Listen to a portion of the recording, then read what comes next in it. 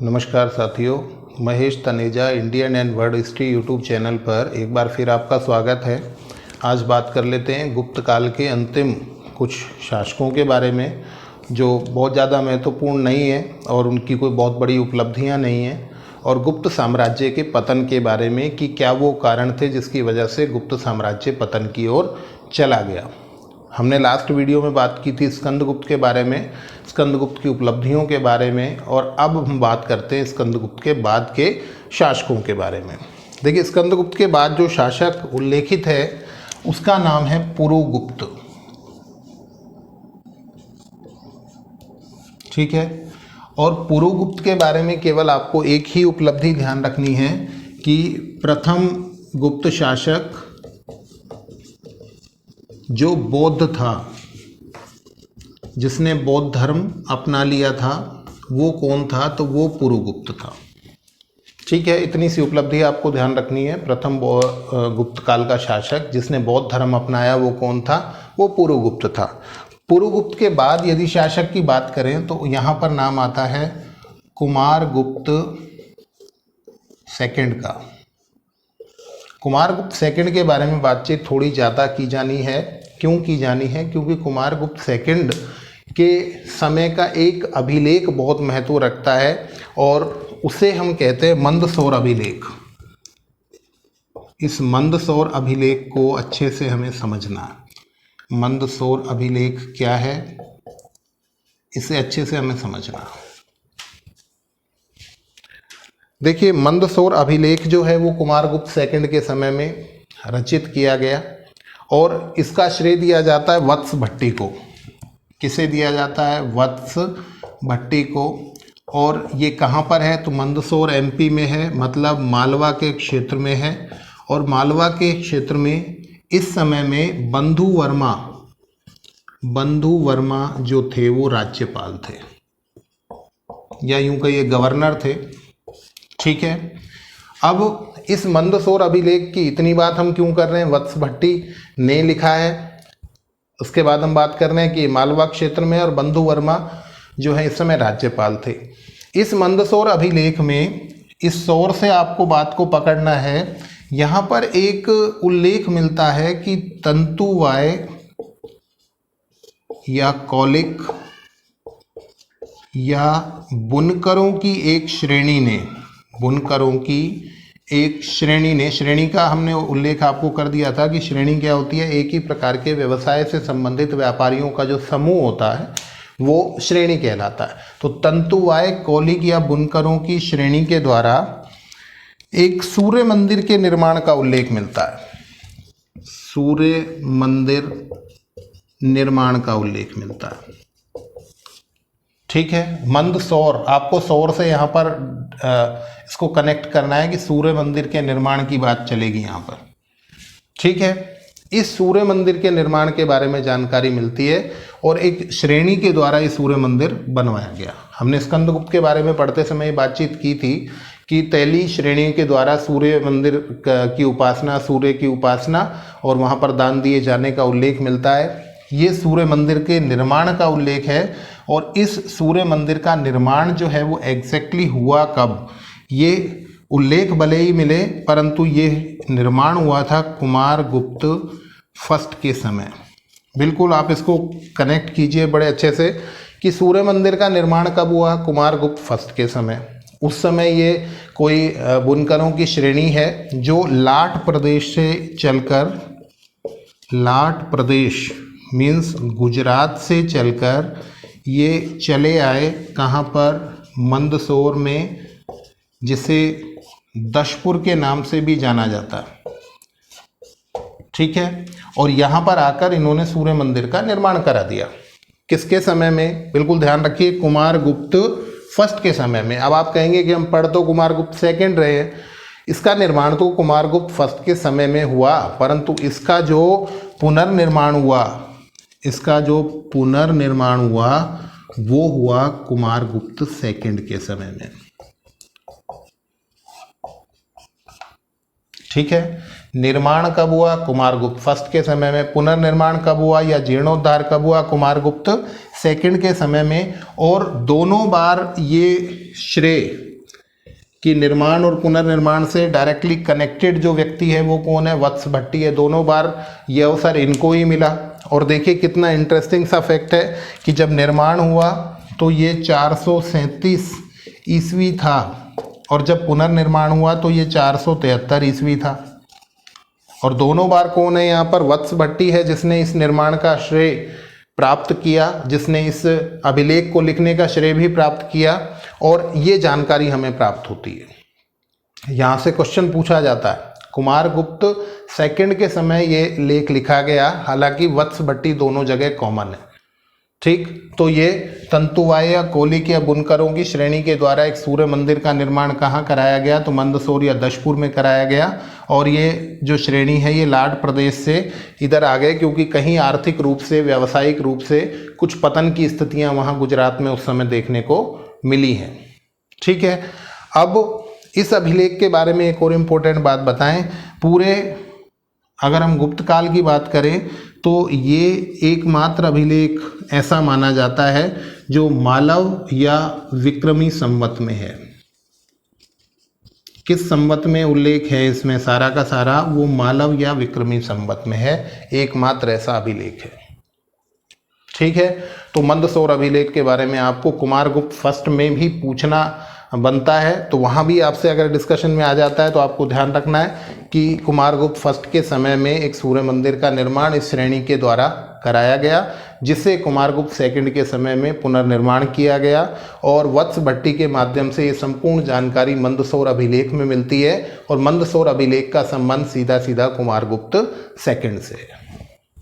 ठीक है, प्रश्न आ जाए कि मंदसौर अभिलेख में किस शासक की उपलब्धियों की जानकारी मिलती है, तो भैया यहाँ पर कुमारगुप्त फर्स्ट की भी जानकारी मिलती है और सेकंड के शासनकाल की भी जानकारी मिलती है।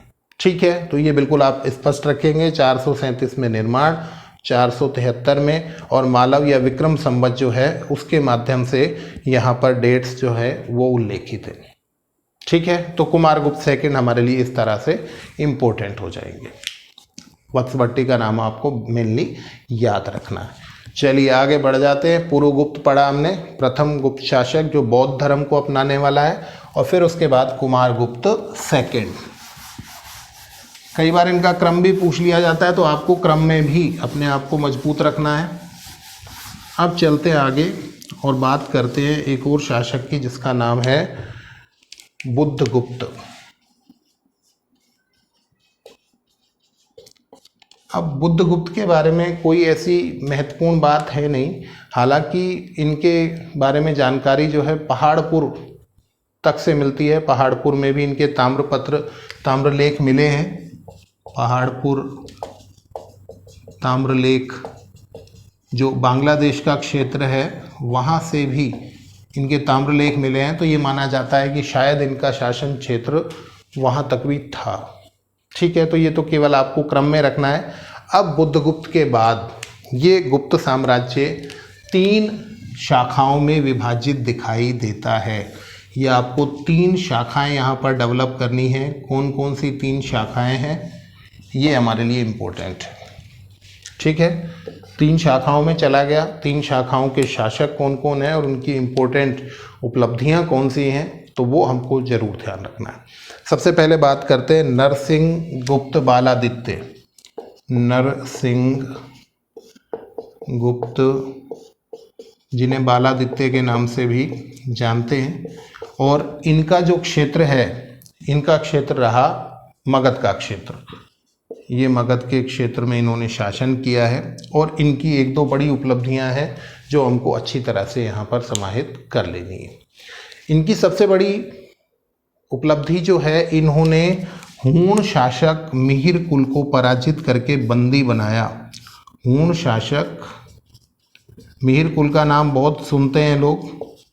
मिहिर कुल को इन्होंने पराजित किया और बंदी बना लिया, ये उपलब्धि है। अगर मैं ये कहूँ कि बाद वाले शासकों में ये सबसे महत्वपूर्ण था तो कोई ज़्यादा संदेह वाली बात नहीं है। तो नरसिंह गुप्त बालादित्य मगध में इसने शासन स्थापित किया है, क्योंकि 3 शाखाओं की हम बात करने वाले हैं, और इन्होंने हूण शासक मिहिर कुल को पराजित किया है और ये एक बहुत बड़ी उपलब्धि हमें देखने को मिल जाती है। इसके अलावा ये उत्तरकालीन बाद वाले शासकों में एकमात्र ऐसा शासक है जिसने परम भागवत की उपाधि धारण की है। कौन सी उपाधि धारण की है? परम भागवत की। हालांकि मैं यही जिक्र कर दूं आपको कि बाद में इसने बौद्ध धर्म अपना लिया था। ये भी क्वेश्चन है, उत्तरकालीन शासकों में कौन सा ऐसा था जिसने बाद में कालांतर में बौद्ध धर्म अपना लिया? तो नरसिंह गुप्त बालादित्य, जिसने हूण शासक मिहिर कुल, जो एक बहुत बड़ा योद्धा स्वीकार किया जाता है, उस मिहिर कुल को इन्होंने पराजित कर दिया था और इनके बारे में ये जानकारियां हमें प्राप्त हो जाती है। ठीक है, दूसरा जो डिवीज़न हमें देखना है, वो दूसरा डिवीज़न इस साम्राज्य का ये हुआ कि मालवा के क्षेत्र में आपको भानुगुप्त देखने को मिलते हैं। भानुगुप्त, ठीक है, ध्यान रखना है आपको। मगध के क्षेत्र में नरसिंह गुप्त बालादित्य और मालवा के क्षेत्र में भानुगुप्त, और भानुगुप्त का 510 ईस्वी का एक अभिलेख प्राप्त होता है जिसे एरण अभिलेख के नाम से जानते हैं। एरण अभिलेख कहाँ का है? तो एमपी का है, मध्य प्रदेश का है, और मालवा का क्षेत्र मध्य प्रदेश का क्षेत्र। इस अभिलेख के अंदर भारतीय इतिहास में सती प्रथा का प्रथम अभिलेखीय साक्ष्य मिलता है। प्रथम अभिलेखीय साक्ष्य मिलता है, और क्या मिलता है वो भी सुन लीजिए कि हूणों का एक आक्रमण हुआ और इस भानुगुप्त के एक मंत्री थे गोपराज। क्या नाम था उनका? गोपराज। इन गोपराज ने हूणों के आक्रमण में बढ़ चढ़कर भाग लिया, इनकी मृत्यु हो गई, और इनकी मृत्यु होने पर इनकी जो पत्नी थी वो सती हो गई, उनके शव के साथ लेट गई, सती हो गई। और सती प्रथा का किसी अभिलेख में उल्लेख, सती प्रथा का, हालांकि सती प्रथा के बारे में डिस्कशन अगर हम करें तो महाभारत काल से ही इसके साहित्यिक प्रमाण हमको देखने को मिल जाते हैं। किताब में आपको मिल जाएगा कि महाभारत में भी पांडु के पीछे जो है वो माद्री जो हैं वो सती हो गई थी, परंतु एक अभिलेख के अंदर सती प्रथा का पहली बार वर्णन आपको एरण अभिलेख में मिलता है। और एरण अभिलेख किसका है? भानुगुप्त का। कौन मर गया जिसके पीछे उनकी पत्नी सती हुई? तो गोपराज। ये सारी बातचीत आपको यहाँ पर समाहित कर लेनी है। ठीक है, तो ये दूसरा डिवीज़न आपने देख लिया बुद्धगुप्त के बाद कि पहले तो एक तो मगध का क्षेत्र जहाँ पर नरसिंह गुप्त बालादित्य हैं, यहाँ पर भी हूणों से आक्रमण और बातचीत हुई है इस तरह की। मालवा क्षेत्र में भी हूणों के आक्रमण का डिस्कशन यहाँ पर हो गया। और जो तीसरा है उस तीसरे भाग को और देख लेते हैं। ये तीसरा भाग जो है ये वैन्यगुप्त।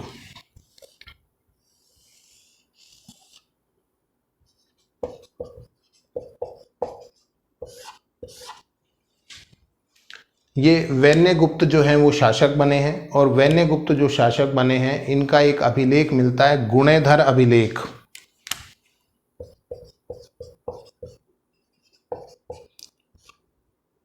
वैन्यगुप्त जो शासक बने हैं इनका एक गुणेधर अभिलेख मिलता है, और इस गुणेधर अभिलेख के अंदर हमें क्या मिलता है? यहाँ पर हमें सामंत और महासामंत, सामंत और महासामंत नाम के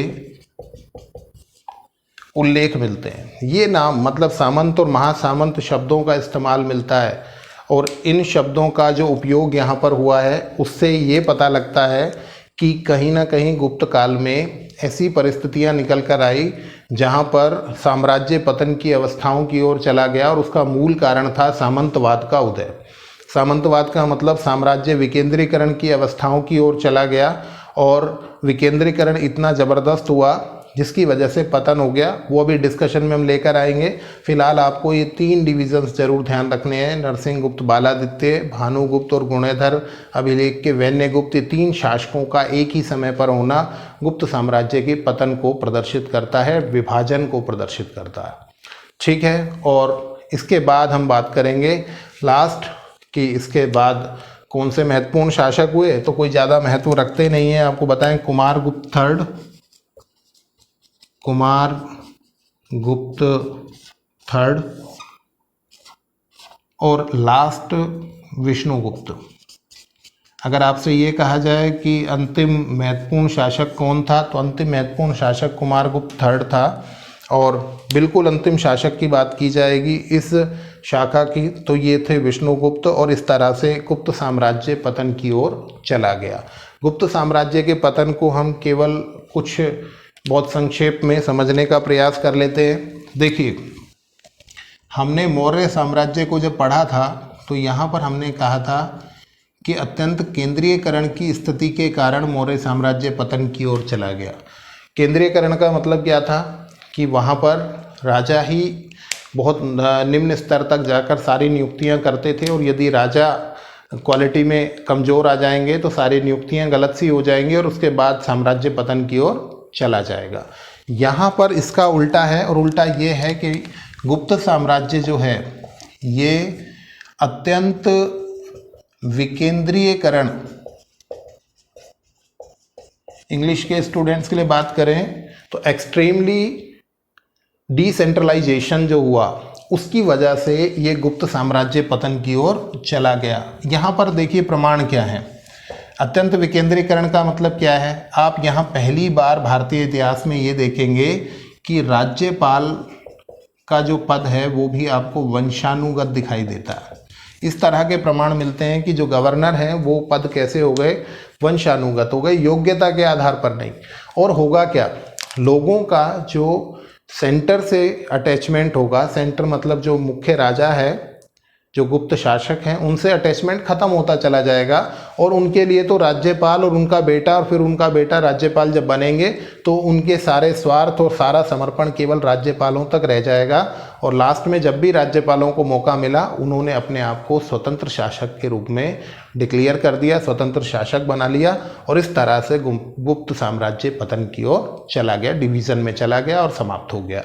एक तो बड़ा कारण ये, और दूसरा बड़ा कारण यहाँ पर आपको बताएं, सामंतवाद का उदय। सामंतवाद का उदय कैसे हुआ, ये भी यहाँ पर डिस्कशन लायक है। देखिए, गुप्त साम्राज्य से ठीक पहले सातवाहन वंश ने शासन किया, और सातवाहन शासकों ने भूमि दान की प्रक्रिया आरंभ की।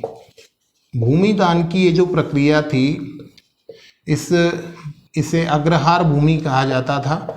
अग्रहार देने की ये परंपरा शुरू हुई, सातवाहनों ने इसे स्टार्ट किया, और गुप्त काल में भी ये परंपरा जारी रही, क्योंकि अग्रहारिक नाम का एक मंत्री भी हमें देखने को मिलता है।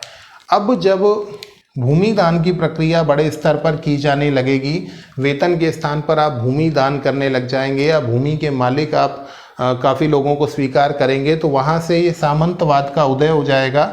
और इस सामंतवाद की वजह से धीरे धीरे ये जो लोग हैं जिन्हें भूमि मिली थी, वो अपने आप को इतना बिल्टअप कर लेंगे, इतना रिच कर लेंगे कि वो शासक के सामने एक और समानांतर शासन स्थापित करने की क्षमता रखेंगे।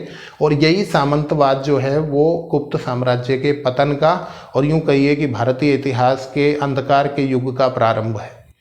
ठीक है, क्योंकि हम इसके बाद देखते हैं हर्षवर्धन, और हर्षवर्धन के बाद बिल्कुल एक ऐसा सन्नाटा सा है कि जहाँ पर बहुत सारे राजवंश देखने को भले ही मिलेंगे, पर एक बहुत बड़ा साम्राज्य, एक संगठित साम्राज्य आपको देखने को नहीं मिलेगा, वो मिसिंग होगा। और उसका कारण सामंतवाद का अंधकार युग जो विश्व इतिहास में भी हमको देखने को मिलता है, वही यहाँ पर भी आपको देखने को मिला। और ये दो मुख्य कारण थे जिसकी वजह से गुप्त साम्राज्य पतन की ओर चला गया। ठीक है, तो ये सारा का सारा डिस्कशन आपको ध्यान रखना है। और नेक्स्ट वीडियो में जब हम जाएंगे, नेक्स्ट क्लास में जब हम जाएंगे, तो वहाँ पर हम बात करेंगे इसी गुप्त साम्राज्य के इस प्रशासन की, जिसमें किस तरह से केंद्रीय प्रांतीय शासन देखने को मिलेगा, कौन सी प्रशासन की इकाइयाँ, मुद्रा प्रणाली, वो सारा डिस्कशन हम नेक्स्ट वीडियो में लेकर आएंगे। तो ये सारी बातचीत आपको यहाँ पर समाहित कर लेनी है। आप लोग जुड़े रहिए Mahesh Taneja Indian and world history YouTube channel से। बहुत सारा धन्यवाद।